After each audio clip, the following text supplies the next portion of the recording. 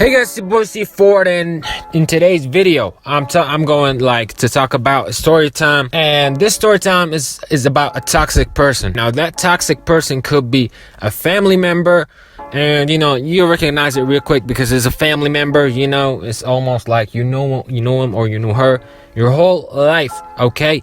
But this time it was somebody that I don't know, was so deeply rooted in a way that it's not easy to get rid of that person. You get what I'm saying? Like, you're so used to that person, and that sucks. And as a matter of fact, let me start with the story to explain to y'all how it is. Now, I made videos about my cigarette addiction, and I made videos about being at a phase in my life where things got harder, even harder.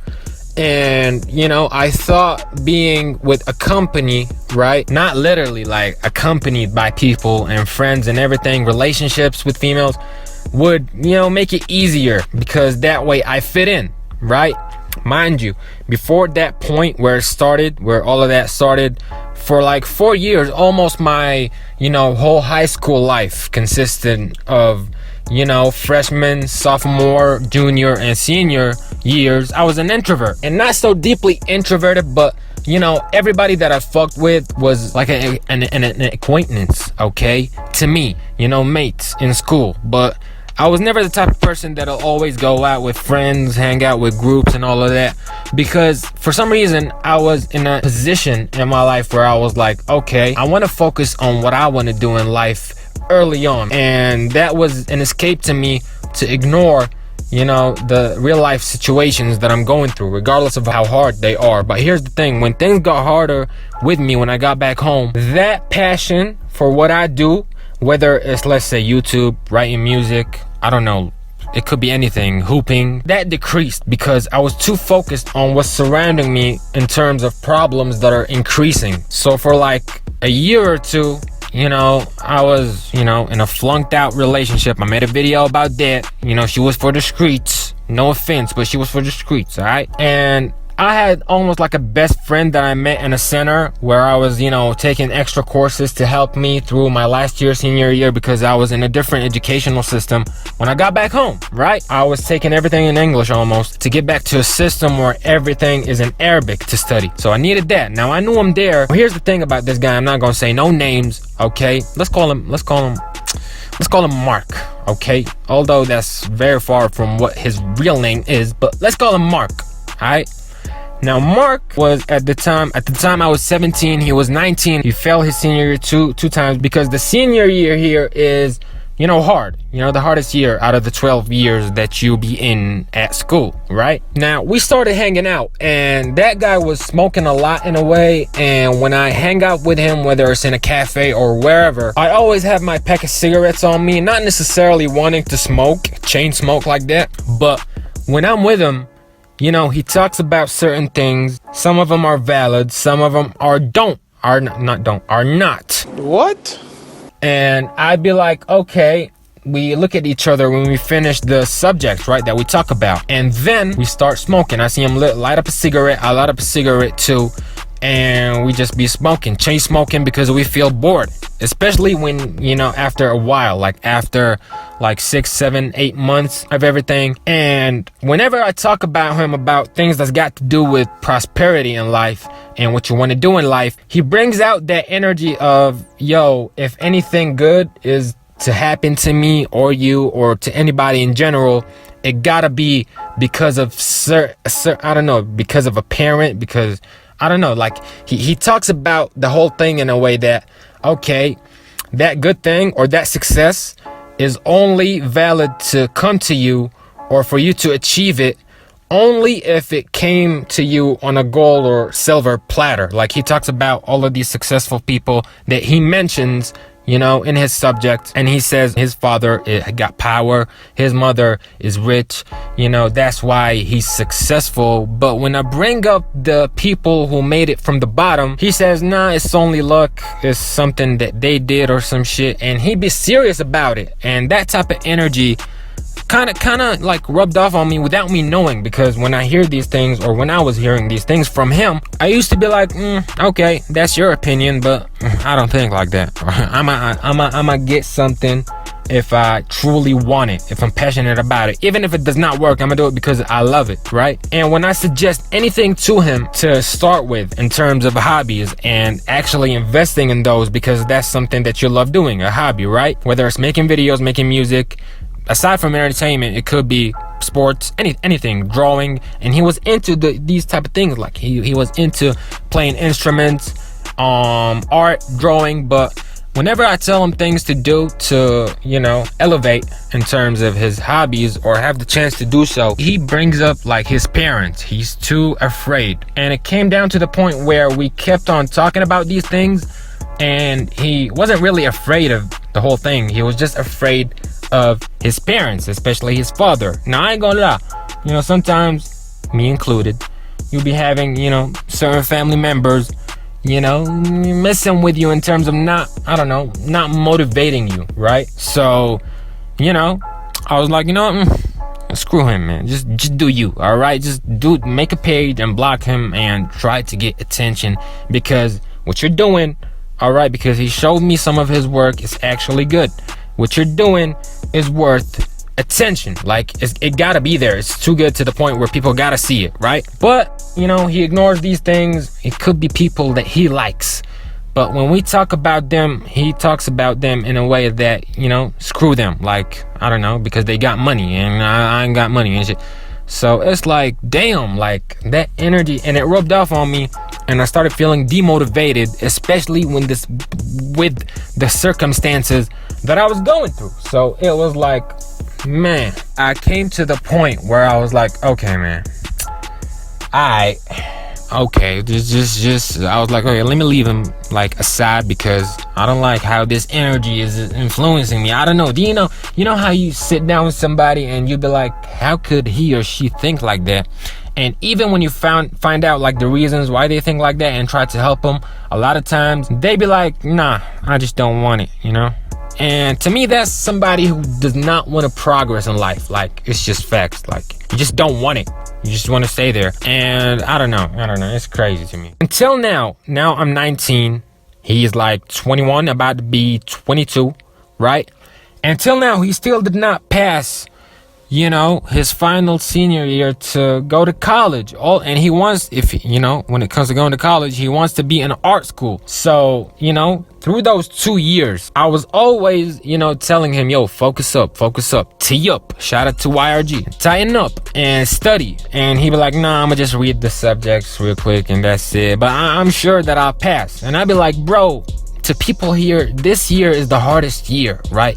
In accordance to, the educational system here in general. That's what's known about the last year. The 12th year is serious. It decides if you're going to college or not. It decides if you're passing or not school in general, right? And all of these things kept on going on. Like, for example, for me, if I used to know somebody, it could be an ex, it could be anybody, and I don't fuck with that person anymore because of a certain reason, whether he or she was in the wrong or I was in the wrong, I just be like, okay, we're not talking anymore. We don't fuck with each other. Everybody gotta do him or her, right? But one time he calls me and he brings up his ex.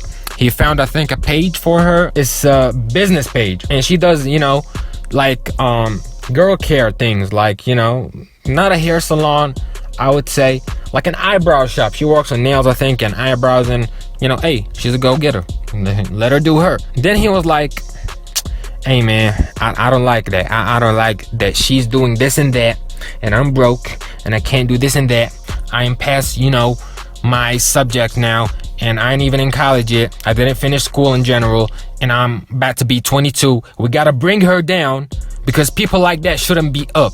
Then I'd be like, bro, like, okay, even if she succeeds, that does not make her real if that's your perspective. But you can't knock the hustle, right? Like, she's doing her, like,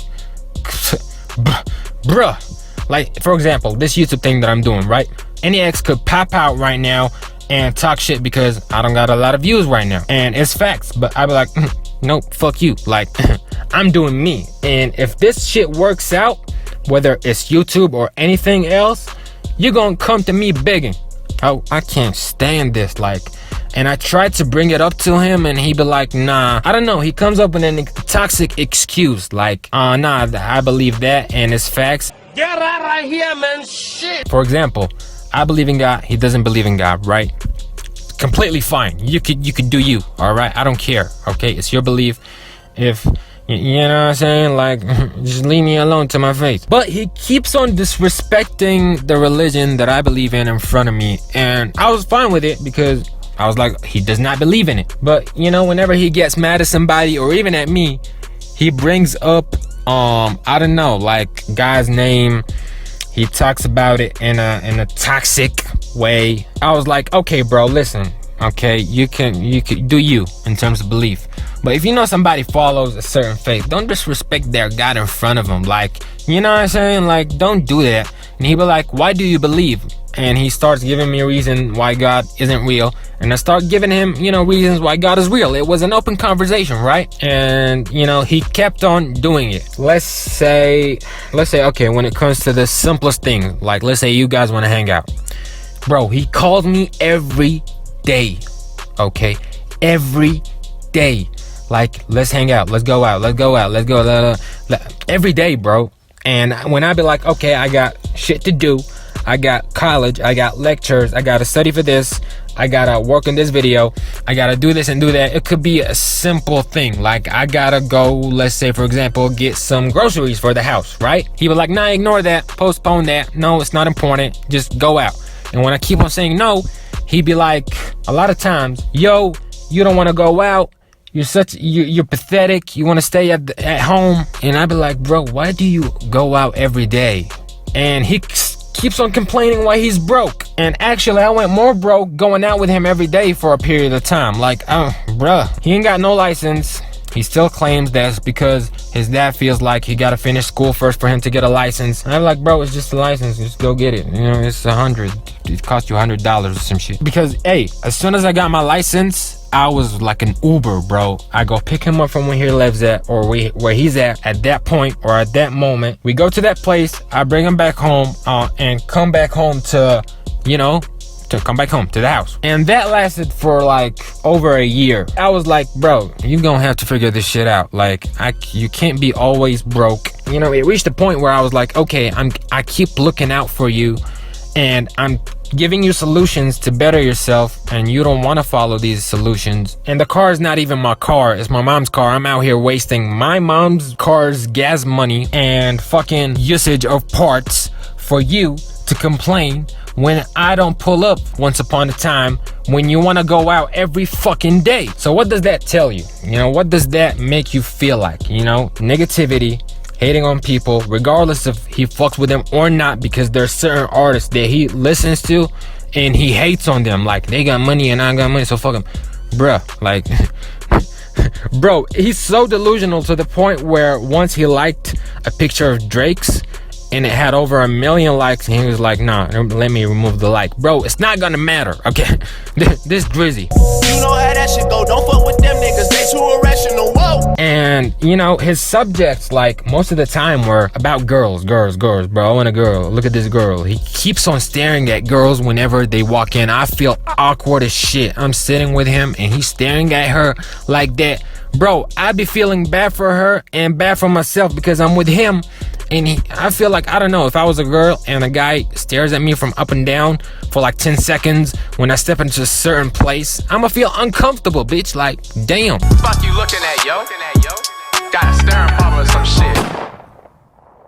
He keeps on staring at girls whenever they walk in. I feel awkward as shit. I'm sitting with him and he's staring at her like that. Bro, I'd be feeling bad for her and bad for myself because I'm with him. And I feel like, I don't know, if I was a girl and a guy stares at me from up and down for like 10 seconds when I step into a certain place, I'ma feel uncomfortable, bitch. Like, damn. And, you know, his subjects are all negative. It's all about what he does not have. And when you give him, you know, solutions, he ignores it. So I'd be like, bro, that's negativity.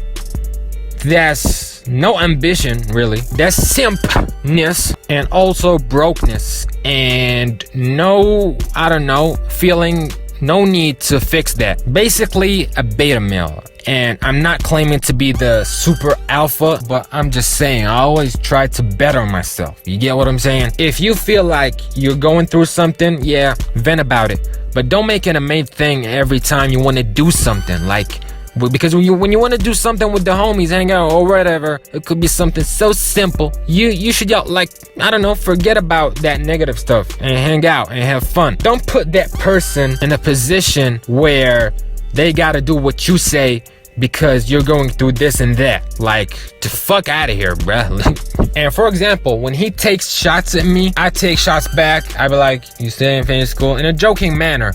Then he turns serious and he starts making fun of me of things that are actually good. Like, for example, he says, let's say, hypothetically, you're broke. Then I'd be like, you don't even have a license, right? In a joking manner. Then he starts making fun because I'm in a university that he would not prefer to be in if he had the chance. Knowing this motherfucker don't even, I don't know, qualify to even go to a fucking community college. You still ain't finished your fucking last school year. You get what I'm saying? And he continues on making fun of me because I'm in business school. Like, okay, everybody goes to business school. Well, you go then. Just like that Jay-Z song, Lost One. I heard they say they made Hove. I was like, okay, make another fucking Hove. Bro, this delusionality is beyond me, bro. Like, how the fuck are you gonna make fun of somebody in business school? Like, you gotta be a millionaire in terms of business to make fun of somebody who's trying to get a fucking degree and, you know, possibly pave another way for themselves to be somebody. So it's like, bruh, if you got those type of people, whether they're friends, family, or even a fucking relationship with somebody, cut them off, bro. Just cut them off. I don't know, just block them on everything and just delete their fucking number. Like, they're not worth it, trust me. Also, you know, I remember, like, another example. Once I was, I think, with him in a cafe, right? And we had this girl to be the judge of a certain debate that we had. You know, we wanted to see her, like, point of view on the whole thing. And, you know, we were already talking about the subject. Now, to be more clear, it was all about if, you know, why the man should be in charge, or should he be in charge when it comes to, you know, going out, just hanging out with a girl. Should he always, like, do everything? We were normally talking about the whole thing, and his point of view was, yo, you're supposed to pay and do everything, pull up on her and all of that. Now, my point of view was, no, that's wrong. It should be 50-50, and if it was a date, it would have been different, okay? Because it's not a date, they're just hanging out. But he insisted on the fact that you should take care of everything. Super beta. And it's nothing wrong to take care of a friend, right? Regardless if she's a girl or a guy. But this girl came up, we asked her, right? Mind you, she's closer to him. Now, we talked about the whole thing, and coincidentally, we opened the whole, like, conversation because I was hanging out with a new girl that I just met. And because, you know, quote unquote, he's a close friend to me, I told him about the girl, and everybody expressed their point of view. And the reason I might be talking, like, deeply about the whole convo, because it's got the key to how he really thinks at the end of the day, and his mindset in general, right? This motherfucker jumped out of nowhere and was like, okay, well, you're going to stay, like, with no girls, you don't get no girls, so and the whole point of the convo was, yo, she's only a friend, not even a friend yet, she's an acquaintance, right? And we're hanging out for the first time. So what makes it a girl getter? Like, bro, what's up with you? Like, what? And he started getting heated, and he started bringing up personal convos between me and him. Like, you know, when you're with your homie on the phone late at night talking about random shit, and y'all, you know, randomly mention some girls they might be in real life that y'all met, and would ask each other if y'all would hit, right? Now, sarcastically, we would be like, okay, we haven't had some in a while, you know, and be like, yeah, I would hit that, I wouldn't do that, I would rate that, you know what I'm saying? Like, them convos.